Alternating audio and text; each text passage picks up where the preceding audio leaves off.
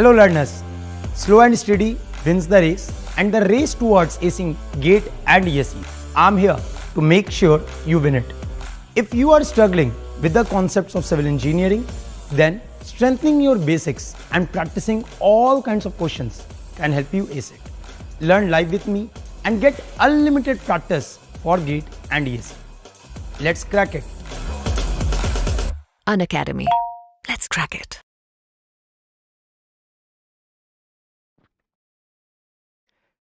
Hello to all the dear students, कैसे हैं आप लोग? मैं उम्मीद कर रहा हूं आप लोग बढ़िया हो। और अभी बहुत बच्चे जब एग्जाम गेट का रिजल्ट आ चुका है, मार्च में 1 महीना गुजर चुका है, और बहुत लोग अब सोच रहे होंगे कि यार instead of taking going for some other thing, let's start the preparation. तो अगर मैं प्रिपरेशन स्टार्ट करता हूं तो क्या मैं अभी भी, अगर मैं प्रिपरेशन सही से स्टार्ट करूं तो क्या मैं टॉप रैंक ला सकता हूं? यस। तो यार बहुत सारे मन में दुविधाएं होंगी कि अगर हो सकता है तो क्या, अगर नहीं हुआ तो क्या, राइट? तो इसी का जवाब देने के लिए मैं इस सेशन को ले रहा हूं। और मेरे दोस्त, अगेन मैंने जैसा लिखा, if I start now can I get the top dancing GATE? क्या ये आपके मन में भी सवाल उत्पन्न हो रहा है? क्या आपको भी लग रहा है कि सर, ऑल्दो ऐसा भी कुछ होगा कि बहुत बच्चे जनवरी या फरवरी में स्टार्ट करना के सोचे होंगे, लेकिन उन्होंने सब कुछ कर भी लिया होगा, लेकिन 2 महीने ढंग से तैयारी नहीं कर पाएंगे due to any reason, right? तो अब मन में आ रहा है, सर अब एकदम फुल फ्लेज तैयारी करने का प्लान कर रहे हैं, लेकिन सर एक मन में दुविधा है। दुविधा क्या है? क्या मैं रैंक ला सकता हूं? क्योंकि सर अगर मेरे को मेरे गोल को अचीव करना है, that may be GATE, that may be ESE, that may be your state exam, तो सर सबसे पहले तो मेरे को कंटेंट बढ़िया से कवर करना है ना। तो क्या ये जो सर बचा हुआ टाइम है हमारे पास, कहने का मतलब है अप्रैल अबाउट टू ओवर, ठीक है, मई जून जुलाई अगस्त सितंबर अक्टूबर नवंबर दिसंबर जनवरी, देखने में लग रहा है 9 महीना। क्या ये 9 महीना में मैं अपने सिलेबस को बढ़िया से कवर कर सकता हूं? क्या मैं टेस्ट सीरीज बढ़िया से लिख सकता हूं? क्या मेरे सारे क्वेश्चन प्रैक्टिस हो सकते हैं? क्या मैं अपने सब्जेक्ट पे कमांड कर सकता हूं? तो इन सब बातों को ध्यान में रखते हुए इस सेशन को बनाया गया है। तो मेरे दोस्त, बढ़ते इस सेशन की तरफ, तो पहले तो मैं आपको बता दूं कि जो सबसे पहला सवाल यहां पे लिखा हुआ है कि if I start now can I get the top dancing GATE, तो इसका आंसर है yes you can. Yes you can, you can get the top ranking GATE. लेकिन अब बात है सर कैसे? आपने बोला कि sir yes I can get the top ranking GATE if I start now in a proper manner, in a well planned way, जहां पे आपको हर एक सब्जेक्ट में डेफिनेट टाइम हमको देना पड़ेगा और हम रिजल्ट ला सकते हैं। लेकिन सर ये स्टार्ट कैसे करें? ये हमारा प्रोसेस क्या होना चाहिए? हमको पर डे कितना टाइम देना है? उन सब के बारे में अब डिस्कस करने जा रहे हैं। तो जैसा कि मैं बोला, if yes then what should be my strategy? क्या स्ट्रैटेजी मेरी होनी चाहिए so that I get the top ranks in GATE, right? चलिए, तो यार सबसे पहले बताओ, सबसे पहला चीज क्या जरूरी है? कमेंट में बताओगे? अगर आप तैयारी कर रहे हो तो सबसे पहला चीज क्या जरूरी है? सब्जेक्ट को प्रॉपर वे में कवर करना। अब अगर किसी सब्जेक्ट को प्रॉपर वे में कवर कर लेते हो तो मेरे दोस्त, उसके बाद उसका न्यूमेरिकल प्रैक्टिस होता है, उसके बाद उसका जो प्रीवियस ईयर क्वेश्चंस आए होते हैं उसके टेस्ट होते हैं, जो भी है। लेकिन सबसे पहला चीज जो जरूरी है वो है कंटेंट को बेहतरीन तरीके से प्रिपेयर करना, राइट? और मेरे दोस्त, क्या आप ये चाहते हो कि आपका समय वेस्ट हो? नहीं ना। और आप भी चाहोगे ना एक सब्जेक्ट को एक बार पढ़े, प्रॉपर नोट्स बनाए, और एक बार वो नोट्स बन गया तो भाई मेरे, हम उसी नोट्स को, मेरे लिए ग्रंथ होगा उस सब्जेक्ट का, कोई भी एग्जाम होगा वो सब्जेक्ट पढ़ेंगे और मेरा काम हो जाना चाहिए, राइट? सो यही स्ट्रैटेजी लेके आपको सब्जेक्ट को कवर करना है। इसी स्ट्रैटेजी के साथ you should be doing your subjects, right? तो if yes then what should be the strategy? तो पहला पॉइंट आपका है सब्जेक्ट रिलेटेड। देखो, अगर आप अभी से तैयारी शुरू कर रहे हो तो आपको डेली का 6 घंटा नए सब्जेक्ट्स पे देना पड़ेगा। अब यहां पे ये जो 6 आवर्स में बोल रहा हूं डेली, यह बांट सकते हो कैसे? 2+2+2। अगर आपके 2 घंटे की क्लास चल रही है प्लस पे, अगर आपके प्लस पे 2 घंटे की क्लास चल रही है तो आपको 3 सब्जेक्ट करना चाहिए, जहां पे आप अपने टाइम को 3 पार्ट में बांटे हो नए सब्जेक्ट के लिए। 2+2+2, राइट? जहां पे मेरे दोस्त, मैं हमेशा बोलता हूं कि ये जो सब्जेक्ट होना चाहिए, ये बड़ा सब्जेक्ट होना चाहिए, बिग सब्जेक्ट। जैसे आपका स्वाम हो गया, आपका जियोटेक हो गया, आपका एनवायरमेंट हो गया, आपका ट्रांसपोर्टेशन हो गया। ये सारे बड़े सब्जेक्ट्स हैं, तो इसको ये पहले 2 घंटे में कवर करना है। इसको, ये आपका जो 6 में से 2 घंटा पहले आपको इसको देना है।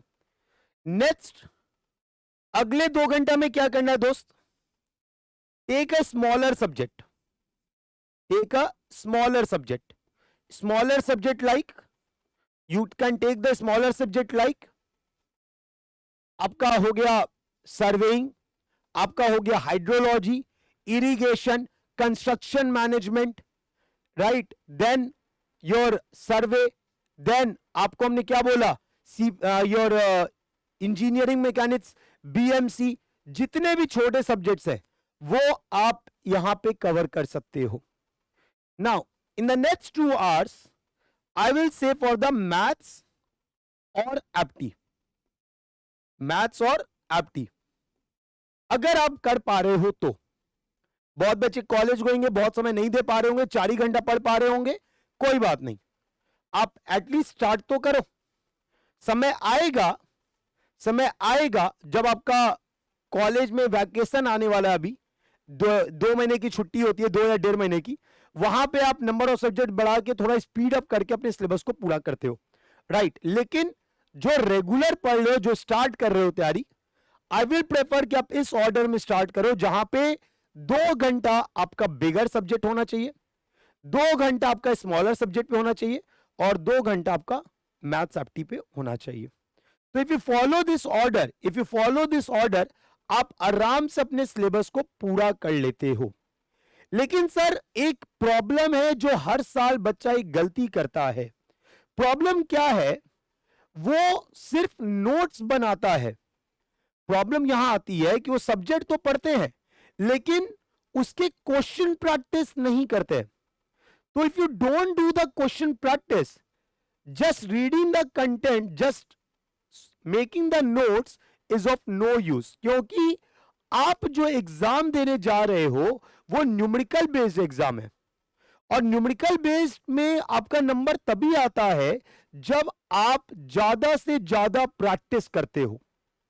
अगर आप सिर्फ और सिर्फ, अगर आप सिर्फ और सिर्फ नोट्स बनाओगे तो it will never help. Yes, it is necessary but it is not sufficient. जरूरी है बट सफिशिएंट नहीं है आपका रैंक लाने का। लास्ट ईयर भी देखा है, लास्ट टू लास्ट ईयर भी देखा है, उससे पहले भी देखा है कि बच्चे पूरे साल सारे सब्जेक्ट्स पढ़ लिए लेकिन नंबर क्या आ रहा है? 25 नंबर, 30 नंबर, 35 नंबर। तो प्रॉब्लम कहां है? प्रॉब्लम है प्रैक्टिस में। पढ़ तो सब लेते हैं, कंटेंट सब बना लेते हैं, लेकिन क्वेश्चन प्रैक्टिस नहीं करते, रिवीजन ढंग से नहीं करते, जिसके कारण से रैंक नहीं आता या नंबर नहीं आते। तो जैसा कि मैंने आपको बोला, पहला चीज आपको जो करना है, you have to read 6 hours daily to complete your subject. तो ये तो पहला पार्ट है, it is a necessary but not sufficient. दूसरा क्या बोलता है? Daily revision of on going subjects. Daily revision sir, आप जो भी सब्जेक्ट पढ़ रहे होगे उस सब्जेक्ट को आपको डेली रिवाइज करना है। अब रिवीजन का तरीका समझते हैं, कैसे सर रिवीजन कर रहे होंगे। मान लीजिए आपका सब्जेक्ट 1 चल रहा है, सब्जेक्ट 1 चल रहा है, राइट? तो फर्स्ट क्लास मान लीजिए मंडे को हुआ, फर्स्ट क्लास मान लीजिए मंडे को हुआ, आपने क्लास किया, क्लास जिस दिन आपने किया है उसी दिन आपने जो भी क्लास में पढ़ा है वो आप 15 मिनट के अंदर उसी दिन रिवाइज करोगे, वो आप 15 मिनट के अंदर उसी दिन रिवाइज करोगे। जैसे मान लो कि मेरी क्लास अभी प्लस पे खत्म हो रही है 9:30 से 11:30, 11:30 क्लास खत्म हो रही है, तो मैं हमेशा अपने बच्चों को एडवाइस करता हूं कि 15 मिनट क्लास के जस्ट बाद पढ़ डालो, जो भी पढ़ा है, जो भी क्वेश्चन कराया है खुद से प्रैक्टिस कर डालो, 15 मिनट से ज्यादा नहीं लगता है। अब सेकेंड क्लास जो कि ट्यूसडे को होगा, सेकेंड क्लास जो कि ट्यूसडे को होगा, तो इस क्लास में आने से पहले आपको 15 मिनट में कंटेंट को रिवाइज करना है जो आपने मंडे को पढ़ा है, राइट? और अगेन जो ट्यूसडे को पढ़ा उसको रिवाइज करो। थर्ड क्लास आओ, थर्ड क्लास अगेन आपने क्या किया, क्लास से पहले जो ट्यूसडे को पढ़ाई हुआ वो रिवाइज कर लिया, और वेडनेसडे को जो पढ़ाई हुआ क्लास के बाद रिवाइज कर लिया, राइट? सो रिवीजन सब्जेक्ट के खत्म होने के बाद या 1 महीने बाद नहीं होती है, रिवीजन डेली होता है। अब समझेंगे बात को ध्यान से। तो अब आपने क्या किया, ऐसे ही मान लो आपका सेट जितना दिन क्लास चला आपने किया, कोई एक दिन निकालो, मान लो संडे निकाल लो, संडे को entire week revision, entire week revision जितना आपने पूरे वीक में पढ़ा है वो पूरा आप रिवाइज करोगे, right? That is for the first Sunday off the class, that is for the first Sunday off class. अब देखो इसी तरीके से हमने सेकेंड वीक पे गए। अब सेकेंड संडे जब आएगा, सेकेंड संडे जब आएगा तो first week and second week जो पूरा आपने पढ़ा है वो आप रिवाइज कर रहे होगे, complete revision sir, complete revision. इससे क्या होगा, ऐसा नहीं होगा कि तुम आगे बढ़ लो और पीछे का भूलते जा रहे हो। इट विल नॉट हैपन कि आप आगे बढ़ लो पीछे का भूलते जा रहे हो। जनरली यही होता है कि हम जब आगे बढ़ते हैं, जब सब्जेक्ट बड़ा होता है ना, तो आगे का हमको याद रहेगा लेकिन पीछे का हम भूलते जाते हैं।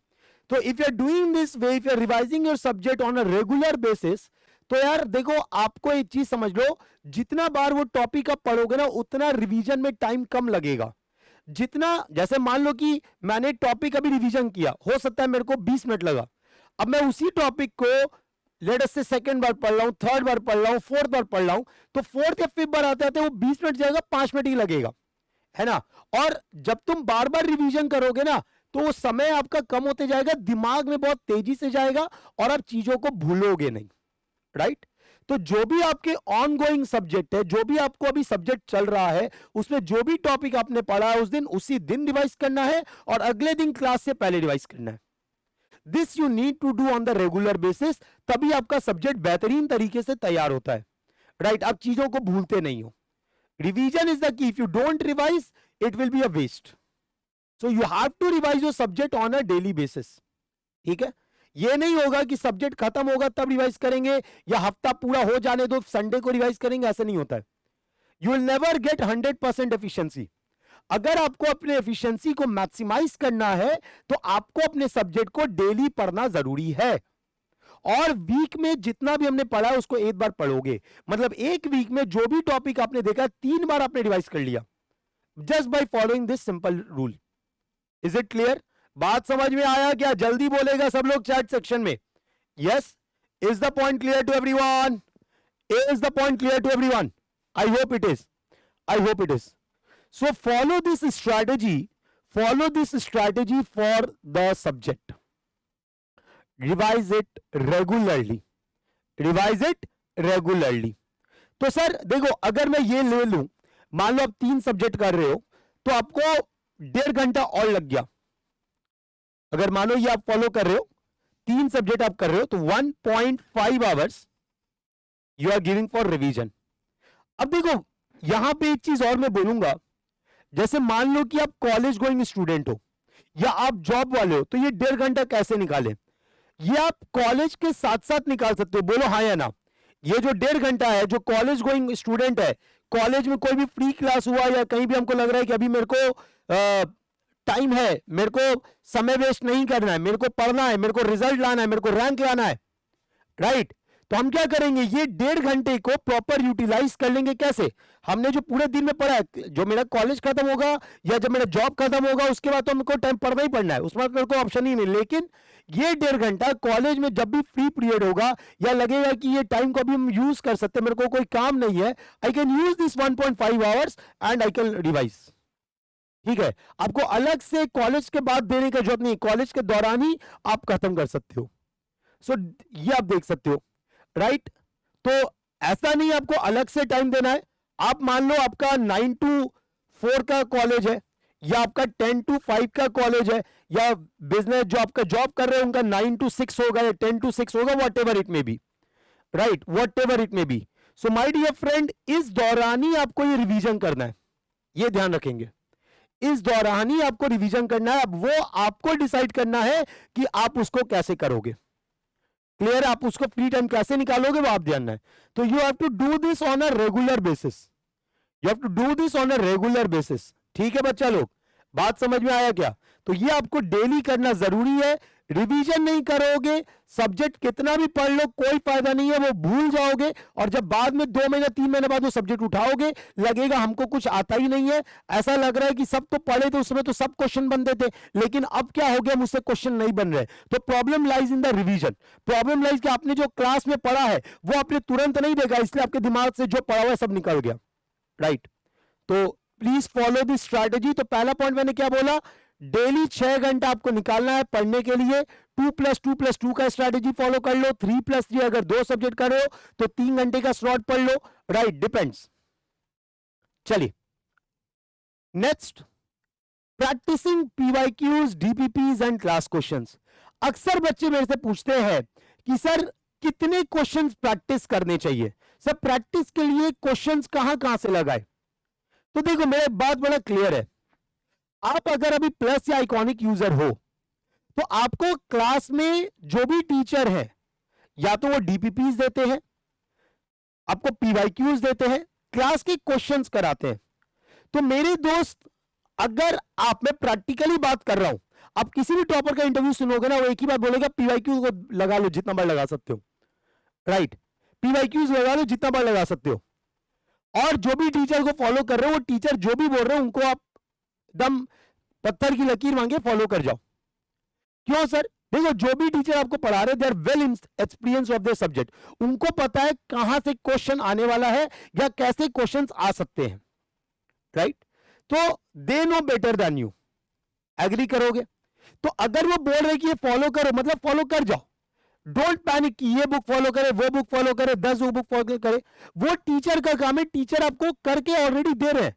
वो जब आपको क्लास में पढ़ा रहे हैं वो सारे बुक्स को देखते हुए उसको एकदम क्रिस्प मैनर में आपको दे रहे हैं ताकि आपका समय बचे। यार देखो, it is not practically possible for you कि आपका सिविल में जैसे आपको 14 सब्जेक्ट है, 14 के 14 सब्जेक्ट, टेक्निकल की बात करो, नॉन टेक्निकल मैथ्स आप हटा दो, अभी मैं टेक्निकल की बात कर रहा हूं। टेक्निकल के 14 सब्जेक्ट आप बुक्स, हर एक बुक को फॉलो करो, उतना आपका समय नहीं होता है। आपको क्रिस्प मैनर में एक जगह सब कुछ चाहिए ताकि आप समय को बेस्ट वे में यूटिलाइज करके सब्जेक्ट को खत्म करो और अगले सब्जेक्ट पे जाओ। That is the reason we provide the questions, we provide the material in the form of the notes. तो अगर आप वो प्रॉपर फॉलो करते हो, you don't require anything else. If you just follow the PYQ, if you solve the DPPs, जो हम बहुत मेहनत करके एक एक DPP बनाते हैं, अगर आप क्लास के क्वेश्चन जो हम आपको कराए हुए, अगर आप वो ढंग से करते हो मेरे दोस्त, मुझे नहीं लगता कि आपको कहीं और क्वेश्चन प्रैक्टिस करने की जरूरत है, because that is up to us. जो भी टीचर आपको क्लास में बोल रहे हैं कि भाई ये करना है, ये करना है, ये करना है, अगर आप वो कर जाते हो, you don't require anything else, आपको कुछ और करने की जरूरत नहीं है। क्लियर है बात? यस। तो follow the teacher with the DPPs, with the PYQs, with the class questions. और एक चीज और, ये गलती मत करना, सब्जेक्ट खत्म होने के बाद हम पीवाईक्यू लगाएंगे। सब्जेक्ट खत्म होने के बाद जितने भी डीपीपी मिले वो लगाएंगे। आपको जो भी क्लास क्वेश्चन होंगे, whatever may be the class question, that class question should be solved at that day itself. Her Sunday वो क्वेश्चन का रिवीजन करना है, ठीक है? देन डीपीपीज जो भी आपको मिल रहा है ऑन अ रेगुलर बेसिस, वो डीपीपी आपको ऑन टाइम बनाना है, क्योंकि वो डीपीपी क्लास से रिलेट होगा। आपने क्लास में कोई कॉन्सेप्ट समझा होगा, अब वही कॉन्सेप्ट को आपको डीपीपी में अप्लाई करना, because see when you go for the GATE exam और you go for the ESC exam, it all matters is your application, कि आपने जो कॉन्सेप्ट पढ़ा है वो कितना आप अप्लाई कर पा रहे हो, राइट? तो आपको जो टीचर डीपीपीज देते हैं वो इसी को सोच के देते हैं कि आपने ये पढ़ा है, अब इसका एप्लीकेशन लगवाते हैं। क्योंकि आप जब गेट एग्जाम में जाओगे जहां पे आपको नए क्वेश्चंस मिल रहे होंगे, it is all about your application, कि आप कैसे अप्लाई कर पाते हो अपने कॉन्सेप्ट्स को, राइट? तो डीपीपीज को बनाना बहुत जरूरी है, ठीक है? And then your PYQs, previous year questions. PYQs तो बनाना ही बनाना है, और कब बनाना है? जब चैप्टर आपका खत्म हो जाए बना डालो। If the chapter is completed, complete the PYQ. Don't wait कि यार 2 चैप्टर 3 चैप्टर हो जाए तो फिर लगाएंगे, नो। चैप्टर 1 ओवर लगा दो, चैप्टर 2 ओवर लगा दो। इससे क्या होगा, आप पे बर्डन नहीं बढ़ेगा। अगर आप उसको टालते रहोगे ना, वो आपके बढ़ता जाएगा भाई, आप फिर पैनिक कर जाओगे, बोलोगे नहीं हो पाएगा। तो पैनिक नहीं करने का सबसे बड़ा वो है कि आप उसको डेली में लगाओ, ठीक है? Solve it on a regular basis. तो I hope you will be following this, I hope you will be following this. Yes बोलोगे यार, मैं उम्मीद करूंगा सब लोग ये चीज फॉलो कर रहे होंगे, ठीक है? और आराम से अच्छे रैंक्स आप निकालोगे। देखो लास्ट ईयर भी अच्छे स्टूडेंट्स आए, उससे पहले भी स्टूडेंट्स आए।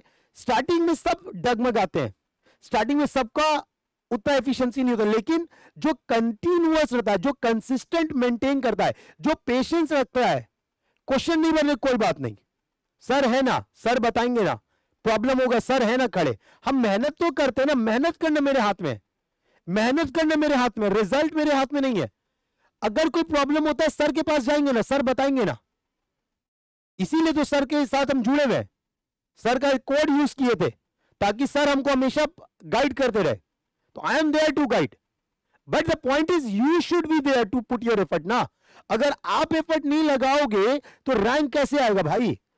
टीचर का एफर्ट सिर्फ 30% होता है, लेकिन 70% एफर्ट स्टूडेंट्स का होता है। अगर स्टूडेंट वो 70% नहीं करेगा, रिजल्ट नहीं आता दोस्त, है ना? So this is the strategy you need to follow. देखो तो अभी तक हमने क्या बोला, कंटेंट को प्रॉपर वे में खत्म करना है, तो उसके लिए 2+2 का आवर्स कंप्लीट करना है। नेक्स्ट, जो भी सब्जेक्ट आप पढ़ लो उसको टाइमली रिवाइज करना है on a daily basis. Next, उस सब्जेक्ट का डीपीपी, पीवाईक्यू और क्लास नोट्स आपको करना है। सो ये 3 चीज आपको करना ही करना है। Coming to the next, self analysis by writing test. ये देखो यार, ये ना बहुत जरूरी होता है। अभी आप जान रहे होगे जो प्लस में अभी क्लासेस आपकी चल रही है, जैसे भी मैं स्ट्रेंथ ऑफ मटेरियल पढ़ा रहा हूं, तो एवरी संडे मैं टेस्ट लेता हूं। जो भी आपने पूरे वीक में पढ़ा है वो टेस्ट, जैसा पहला टेस्ट हुआ, जितना उससे पहले हमने पढ़ा था उसका टेस्ट हुआ। अब जो टेस्ट होगा उस टेस्ट में क्या होगा, जितना आपने 2-3 हफ्ते में पढ़ा वो सारे टेस्ट आ जाए, सारे कॉन्सेप्ट आ जाएंगे। तो आपको पूरा रिवाइज करना ही पड़ेगा, है ना? और जब टेस्ट लिखोगे तो आपको समझ में आता है कि आप कहां पे गलती कर रहे हो, कहां पे there is a chance of improvement, किस टॉपिक आपका कमजोर है, किस टॉपिक पे आपको मेहनत करना है। और ये अगर अभी पता चल जाए तो बढ़िया होता है। अगर मान लो वो सब्जेक्ट आपका हो गया, 6 महीने बाद तुमको पता चला कि मेरा ये टॉपिक वीक है, तो वापस से उस सब्जेक्ट को उस लेवल पे पढ़ना बड़ा मुश्किल हो जाता है। तो टेस्ट अभी साथ साथ देना है। जो भी आपके क्लास में टेस्ट हो रहा है वो टेस्ट आपको देना बहुत जरूरी है, क्योंकि देखो जब तुम टेस्ट देते हो ना तो तुमको एग्जाम का पैटर्न भी समझ में आता है। जहां पे मैं, अगर आपने मेरा लास्ट टेस्ट देखा होगा, मैंने क्या बोला, is R correct, is R not correct, ठीक है? एमएसक्यू भी होता है, एमसीक्यू भी होता है, एनएटी भी होता है, हर तरीके के क्वेश्चंस आपको देखने मिलते हैं टेस्ट में। And this is what GATE is, GATE में भी यही होता है ना? तो उसी पैटर्न में आपका टेस्ट लिया जाता है ताकि आप एग्जाम एनवायरमेंट से आप उसके साथ हो जाओ, मतलब उसको समझ जाओ कि अच्छा यही आपका एग्जाम एनवायरमेंट है, ठीक है? तो आपका टेस्ट लिखना बहुत ज्यादा जरूरी है। If you don't write the test my dear friend, it will be very difficult for you to analyse yourself कि आपका वो सब्जेक्ट अच्छा हुआ या नहीं हुआ। Is it clear to all? तो it is must to write the test, ठीक है? तो 4 पॉइंट मैंने बोले, क्या क्या? पहला 6 hours daily, Second, revise on the daily basis. Third, to practice solve DPPs, PYQs, class questions. Fourth, write the test regularly. जो भी आपका वीकली टेस्ट हो रहा है, जो भी क्लास टेस्ट हो रहा है, वो रेगुलर दो ताकि आप अपना सेल्फ एनालिसिस कर सको. Coming to the fifth, that is revision of completed subjects in cyclic order. ये चीज आपको 2 महीने बाद स्टार्ट होगा. अगर आप अभी तैयारी कर रहे हो, जो बच्चे जनवरी से तैयारी कर रहे थे उनको तैयारी जो जनवरी से कर रहे थे वो ये स्टार्ट कर देना है. तो आपको क्या करना है, अभी के लिए 25% टाइम आपको रिवीजन पे देना है. जो भी आप पढ़ रहे हो 25%, ये अभी नहीं जाएगा मेरे दोस्त. जैसा कि मैंने बोला, आपका सब्जेक्ट कंप्लीट होने के बाद जाएगा. जैसे मान लो अभी आपका सॉम चल रहा है, सॉम आपका कंप्लीट हो जाएगा मई में. ठीक है, मई में कंप्लीट होगा, जून मिड से आप रिवीजन करना स्टार्ट कर दोगे. तो 2 घंटा अगर पर डे आप रिवीजन में दे रहे हो, so that will be more than enough, और आप आराम से सब्जेक्ट्स को रिवाइज कर लोगे. क्योंकि ऑलरेडी जब सब्जेक्ट आप क्लास कर रहे थे उस समय आपका रिवीजन क्या हुआ है, तो सब्जेक्ट को रिवाइज करने में ज्यादा टाइम नहीं लगता है. So revise subjects on a regular basis in a cyclic order. जैसे मानो आपका पहला रिवीजन आपका जून में हो गया, दूसरा रिवीजन आप अगस्त में कर रहे हो, देन अक्टूबर में कर रहे हो, एंड सो ऑन. तो अगर आप साइक्लिक ऑर्डर में रिवीजन करते जाओगे, आपके दिमाग में प्रेशर नहीं रहेगा कि मैं सब्जेक्ट भूल रहा हूं, बिकॉज वहां पे फिर आपके क्वेश्चंस बनेंगे. Right. So revision in a cyclic order of all the subjects are very important. अगर रिवीजन नहीं करोगे बाद में जाके भूलने लगोगे चीजों को. ठीक है. सो अगेन मैं फिर से रिपीट कर दे रहा हूं 5 पॉइंट. 6 hours daily. सेकेंड, आपको जो भी कंटेंट आप डेली पढ़ लो उसको डेली रिवीजन करना है. थर्ड, क्वेश्चंस के लिए आप PYQs, DPPs, class notes. Fourth, आपको मैंने क्या बोला, सेल्फ एनालिसिस के लिए टेस्ट लिखना है. फिफ्थ, आपको जो भी सब्जेक्ट आपका हो गया होगा वो आपको फ्यूचर में रिवाइज करना in a cyclic order. So if you do this, if you follow this strategy, I will hope that you can get good rank. हर साल बच्चे तैयारी स्टार्ट करते हैं, रैंक लेके आते हैं, तो डरना नहीं है. सेल्फ डाउट मत रखना कि मैं कर पाऊंगा कि नहीं कर पाऊंगा, मेरे से हो पाएगा कि नहीं हो पाएगा. You need to be there at the right platform. अगर आप सही जगह पढ़ रहे हो, अगर आपके सारे सब्जेक्ट्स बेहतरीन वे में है, तो मेरे दोस्त रैंक आना कोई बड़ी बात नहीं होती है. राइट. तो अगर मैं अपने बारे में बता दूं, जो बच्चे नहीं जानते हैं, मेरा नाम अभिषेक भारतीय है. 8 साल से गेट ईएससी कैटेगरी में पढ़ा रहा हूं. गेट में ऑल इंडिया रैंक 136 रहा है and got selected in RVNL. Qualified ESC pre and mains in 2015 and qualified various state exams. अगर मैं बात करता हूं, awarded as GATE ESE Iconic Educator of the Year in 2022 and taught more than 1 lakh aspirants. मेरे दोस्त देखो, अभी आपका एक नया बैच शुरू हो रहा है, दैट इज फ्रॉम 28th, जहां पे कृष्ण प्रकाश सर आपका शुरू कर रहे हैं ओपन चैनल फ्लो. तो आप उसको ज्वाइन कर सकते हो, 5:30 बजे होगा. And for joining, don't forget to use the code BHAR10 BHAR10 to come under my personal mentorship and guidance. Right. और मेरे दोस्त देखो, अभी ना आपके पास गोल्डन अपॉर्चुनिटी है जहां पे 25% ऑफ मिल रहा है till 24th of April. 24th of April तक आपका 25% ऑफ है. जहां पे अगर 12 मंथ्स की बात करो, देखो ये अभी आपका फीस पड़ रहा है, और यही जब प्राइस हाइक होगा तो ये फीस पड़ने वाला है, जो कि 30 अप्रैल के बाद होने वाला है. तो मेरे दोस्त ये प्राइस हाइक होने वाला है, तो अगर आपको प्लान करो आप ज्वाइन कर सकते हो. आइकॉनिक में देयर इज एडिशनल एडवांटेज, जहां पे आपको 12 मंथ्स में 3 मंथ एक्स्ट्रा मिल रहा है एंड 24 मंथ्स में 4 मंथ एक्स्ट्रा मिल रहा है. तो जब आप ऐप पे जाओगे, don't forget to use the code BHAR10. Link for subscription is given in your comment section. आप डायरेक्ट कमेंट पे लिंक पे क्लिक करके सब्सक्रिप्शन के लिए जा सकते हो. Right. Also these are the fees. अगर आप प्लस के लिए जा रहे हो, ये आपका फीस है. आइकॉनिक के लिए जा रहे हो, ये फीस है. Use the code BHAR10, direct आपको 25% ऑफ मिल जाएगा. मैं फिर से बोल रहा हूं, आइकॉनिक पे आपको एक्स्ट्रा मंथ्स का ऑफर मिल रहा है. 12 मंथ्स पे 3 एंड 24 मंथ्स पे 4 मंथ्स का ऑफर है.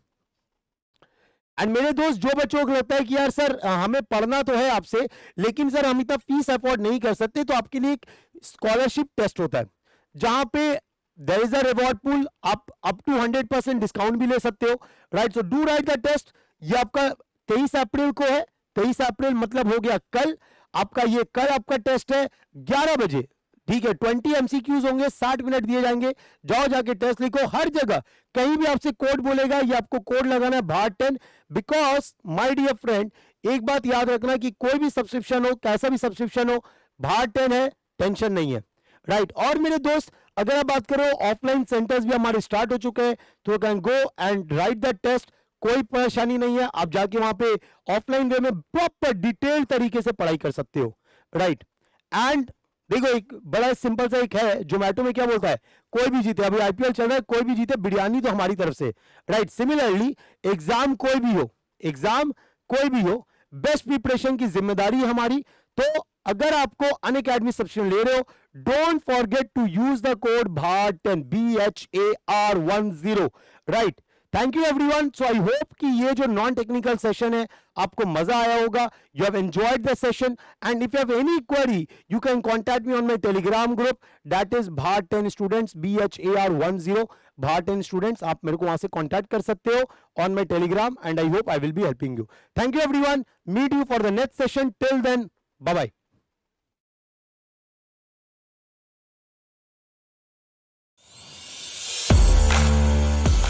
Hello learners, slow and steady wins the race, and the race towards acing GATE and ESE. I'm here to make sure you win it.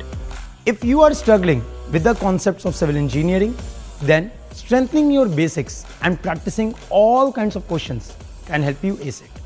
Learn live with me and get unlimited practice for GATE and ESE. Let's crack it.